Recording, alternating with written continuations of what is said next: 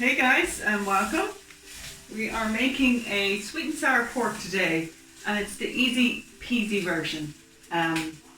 Okay, it may not be super healthy, but I reckon it's healthier than using one of those jars. So it's semi-healthy.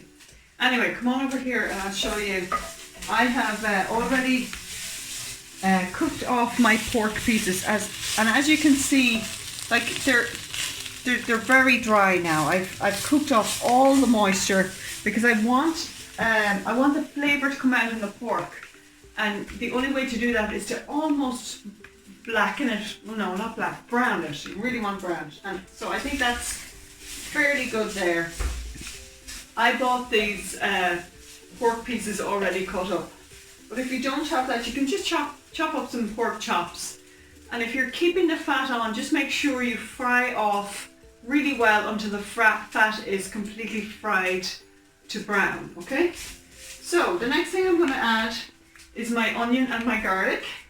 So I'm going to pop that in there. I have 2 large onions in there and one of those full cloves of garlic, you know, the giant cloves.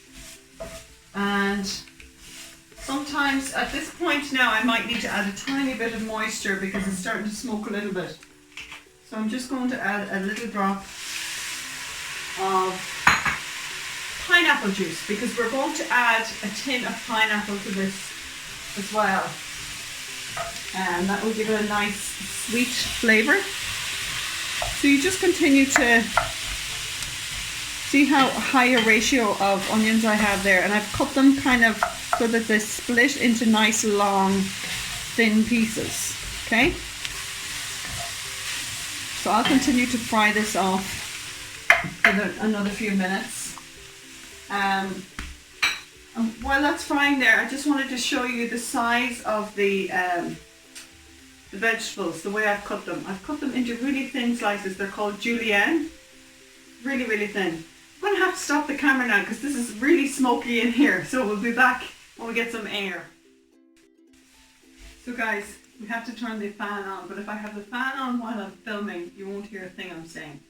So I'm going to add some vegetables now. I've chopped up my really thin carrots. I have about 3 carrots in there. I'm going to add my celery sticks. I have 3 celery sticks which I've also cut up really small. I'm going to add my peppers, also pretty small. And I have some of the portobello mushrooms left over from yesterday. I have 2 of them that I'm adding in here. Now if I had Maria's looking to see if she can grab some. If I had yellow and green peppers, I would have thrown them in here too, but I only have red. So by all means, add some nice colour in there. You could also add some nice baby corns, you know, those little baby corns. I just don't like them. Now Maria likes them, don't you? I do. So yeah. Now I'm going to add my pineapple, which I've cut into little pieces. Sometimes you can get them already cut. And I've just used 1 tin of pineapple in here. And to make the sauce, I am using 1 cup of brown sugar, dark brown sugar. I'm going to pop that in there. And I'm also going to use 1 cup of, guess what? Masala? No. What is that? It's tomato ketchup. Wow. Isn't that insane?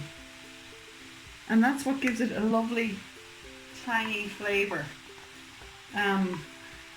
Sometimes I add a little splash of vinegar as well, but I'm going to wait and see what this tastes like before I add the vinegar. I usually add some malt vinegar. So I'm just going to mix all that through, and I'm also adding the juice of the pineapple tin. Remember that. Now how easy is that?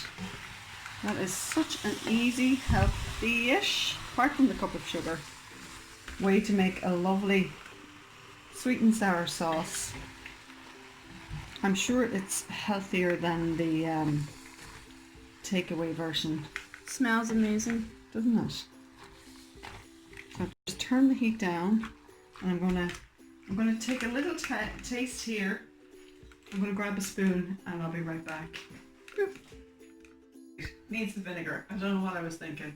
Anyway, this is all the vinegar I have left, so I need to add that to my shopping list. So it looks to me like it's about 2 tablespoons, and I'm hoping that that will be enough to add that sour dimension. So we'll just give it another stir and see how we get on. If it's not enough, we'll figure something out. I have apple cider vinegar, which I'm sure would do the same thing. See how much everything's reducing down into when they're starting to cook.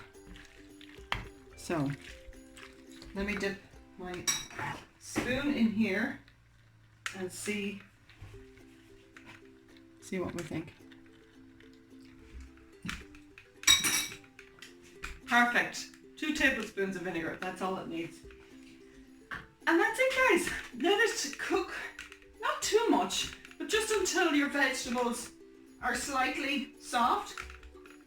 Right, your carrots are still a little bit al dente, a little bit crispy yet. Really only about 5 minutes. So for the last few minutes, I'm just going to add some sugar snap peas, and that will give it a nice little splash of colour. And we're ready to serve. You can have this with some noodles or rice or whatever you want. We're going to try and do a little video this week on spiralizing courgettes so that we could use courgettes instead of pasta. So because we're coming down on courgettes in the polytunnel, and it might be a nice way to use them up and be healthy. So thanks for watching, everybody. God bless. See you soon.